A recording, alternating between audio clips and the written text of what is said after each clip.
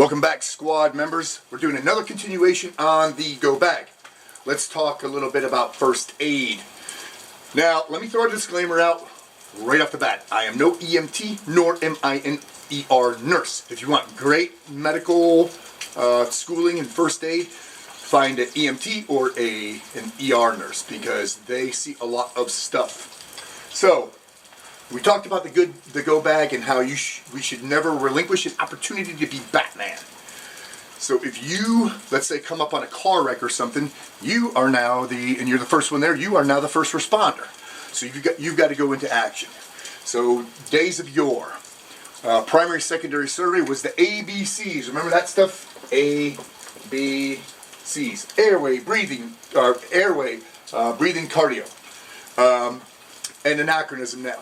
After the GWAT, Global War and Terror, started, that changed, the A changed to artery, because you only have so much of that red stuff in you. You can go without breathing for a long time, but you can't go without that red stuff. So A turned to artery, and then the primary secondary survey changed again to this guy right here, M-A-R-C-H, March. And then it was again modified to this guy right here. We got to add an S there and an E there. And that covers pretty much all the bases for your primary secondary survey. That first S is an important one. See, if you are the first responder, you come upon a car crash or something like that,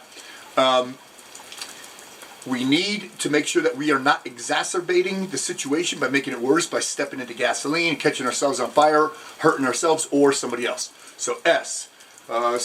Site survey, safety, scene security, whatever it is. So that S has to be there, right? So let's call it scene or safety, site survey. Scene, safety.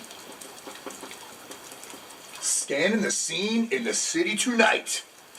Alright, so that one has to be there. We need to make sure that we're doing a quick scan and that we're not making a bad situation worse.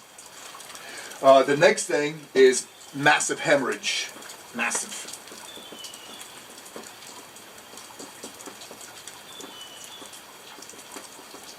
Alright, now I talked about in the go bag tourniquets. 1 is none and 2 is 1. And how I like mine longer, so that it'll accommodate most human beings, most today. Now, days of yore, once again, tourniquets, it was life or limb type of thing, where it was dictated to you. You got to mark the time on the person you put it on. You loosened it every once in a while. You needed a degree in tourniquets in order to apply a tourniquet. Anymore, when in doubt, throw that sucker on. Even an ER doc will tell you 8 hours, you're good with that thing. So when in doubt, put it on. When you think it's tight enough, tighten it more. Tighten it more. You gotta stop that bleeding. Now, if it's distal, hey, Rebecca, can I use you real quick? Can you come on over here? I'm gonna use my wife to help me out with this little thing. Now, if my patient is flat on her back and I hit this scene, and let's say it's a distal appendage arm, massive hemorrhage, I'm gonna jam a knee right into there. Just jam that knee. I'm going to put all my weight right on there while I work that tourniquet up. Let's say it's in the leg, massive hemorrhage. I'm going to jam a knee right into there where that femoral artery starts. Jam that knee right into there and start to slow the flow of that bleeding. Let's say it's up super, super high in the femoral artery. I won't be able to get a tourniquet on it exactly, but let me put this around your waist. Grab that guy. But what I can do here, because I have these extra long ones, I'm going to hook that up. I'm going to grab a thing. This is not a good example of a thing. Use something that's very hard and won't smash. This is what I had available. And I'm going to jam that right there where that femoral artery starts. I'm going to get it as tight as I can. Tight, tight, tight, tight, tight, tight, tight.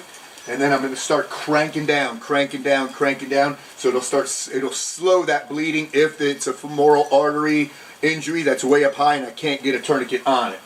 All right. Thank you, Rebecca, for that demonstration. You're welcome. Boom.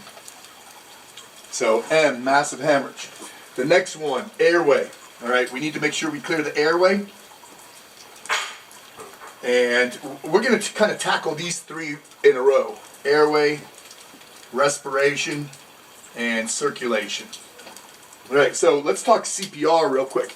Olden days, once again, you needed a freaking degree to do CPR on somebody. How many rescue breaths to compression ratio? I don't freaking know.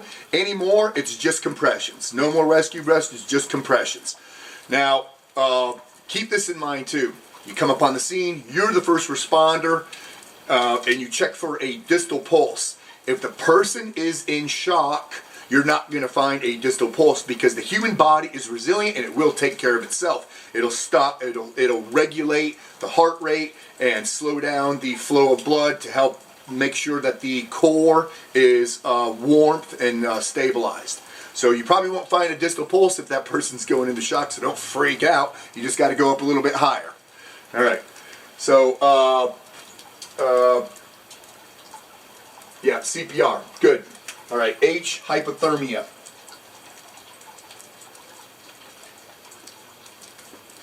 When can a person get hypothermic? Shoot, you can get hypothermic at 70 degrees because as soon as you lose a lot of that blood, see, blood regulates our temperature, how we regulate our temperature. So if you lose a lot of blood, your body can no longer regulate temperature. So you got to make sure you're keeping that person warm. That's why I carry an emergency blanket and extra jacket and stuff like that, so I can keep my patient as warm as possible. E is everything else. All the little cuts and bruises and things like that. Hopefully by this point, a real first responder will have showed up and you will be relieved of that scene. Now, if an injury's in the box somewhere, you need to clog that up. I like Curlex, good old-fashioned Curlex. You want to make sure that you unravel this and start jamming it into that hole. Just jamming in, jamming in, jamming in. When it's in there all the way, open another one and jam that in as far as you can. All right. So real down and dirty on medical. Another word of caution is bedside manner, demeanor, or deportment. You come upon a scene, keep in mind that the human body is very, very resilient. It may look absolutely horrible, especially if there's a head or face wound. Those superficial head wounds bleed like freaking crazy. And you don't want to keep escalating. You want to make sure you escalate and then de-escalate to calm everybody else down, especially, or that person, your patient. You want to make sure you calm them down as well. So exercise good bedside demeanor or deportment. Yeah, just keep that in mind. The human body is resilient. All right, so real down and dirty with first aid. I hope this helped, and thanks for listening. Rock and roll. Bam.